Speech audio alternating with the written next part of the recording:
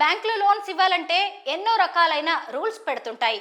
ఎన్నో రకాల documents, proofs అడుగుతుంటారు. సిబిల్ సరిగ్గా లేదు, మీకు లోన్ రావడం కష్టం అంటూ తిప్పి తిప్పి పంపిస్తుంటారు. రైతులకు ఈ కష్టాలు మరింత ఎక్కువనే చెప్పవచ్చు. తెలంగాణలో కాంగ్రెస్ ప్రభుత్వం అధికారంలోకి వచ్చిన తర్వాత సీఎం రేవంత్ రెడ్డి ఆ సర్కార్ ప్రధానంగా రైతుల సమస్యలను పరిష్కరించేందుకు అన్ని రకాలుగా కృషి చేస్తోంది. ఇందులో భాగంగానే రాష్ట్ర వ్యాప్తంగా భూభారతి చట్టాన్ని అమలు చేస్తోంది. మొన్నటి వరకు ఏదైనా అత్యవసర పనుల నిమిత్తం లోన్ కావాలంటే కాళ్ళరిగేలా బ్యాంకుల చుట్టూ తిరగాల్సి వచ్చేది.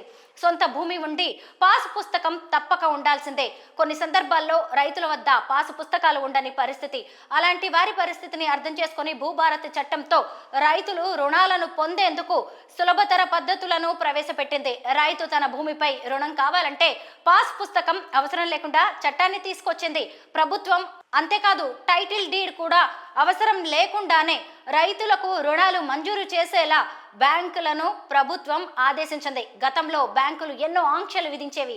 అయితే బ్యాంకర్లు ఇష్టారీతిన వ్యవహరించే తీరుకు కూడా ప్రభుత్వం చెక్ పెట్టింది. భూభారతి చట్టం ద్వారా ప్రభుత్వం తీసుకున్న నిర్ణయంపై రైతులు హర్షం వ్యక్తం చేస్తున్నారు. ప్రభుత్వం తీసుకున్న ఈ నిర్ణయంపై మీ అభిప్రాయాలను కామెంట్స్ రూపంలో మాకు తెలియజేయండి.